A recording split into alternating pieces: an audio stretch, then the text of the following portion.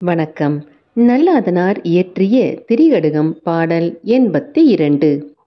சான்றாருள் சான்றான் எனப்படுதல் எஞ்ஞான்றும் தோய்ந்தாருள் தோய்ந்தான் எனப்படுதல் பாய்ந்தெழுந்து கொள்ளாருள் கொள்ளாத கூறாமை இம்மூன்றும் நல்லால் வழங்கும் நெறி. விளக்கம். நற்குணங்கள் நிறைந்தவரிடம் நல்லவன் என பெயர் பெறுவதும், செல்வம் இருந்த போதும் இல்லாத போதும் ஒருவர் நட்புடன் பழகுவதும், தமது நற்சொல்லை ஏற்றுக்கொள்ளாதவரிடம் அதை சொல்லாமல் இருப்பதும் நல்லவர் குணங்களாகும். நல்லார் ஒருவர் உளரேல் அவர் பொருட்டு எல்லோருக்கும் பெய்யும் மழை என்கிறது ஔவையின் மூதுரை. நல்ல குணங்கள் பிறப்பால் வருவதா இல்லை பழகிடும் விதத்தால் வருவதா? இப்படி ஒரு கேள்வியை மாணவர்கள் முன்வைத்தார் ஆசிரியர். ஒரு சில மாணவர்கள் பிறப்பால் என்றும் சிலர் பழக்கத்தால் என்றும் கூற மாணவர்கள் குழப்பத்தை புரிந்து கொண்டார் ஆசிரியர்.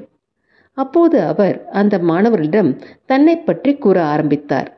என் தந்தை இந்த ஊரே அஞ்சி நடுங்கிய ஒரு கொலை குற்றவாளி என்றால் நீங்கள் நம்புவீர்களா என்று கேட்டார். மாணவர்களுக்கு மிகவும் ஆச்சரியமான விஷயமாக அது இருந்தது. ஆம், என் தந்தை மிகவும் கோபக்காரர். தன் கோபத்தால் அவர் கொலை குற்றத்துக்கு ஆளானார். அவர் சிறைக்கு சென்றுவிட சிறு வயதில் தாயை இழந்த நான் சிறுவர்கள் இல்லத்தில் சேர்க்கப்பட்டேன்.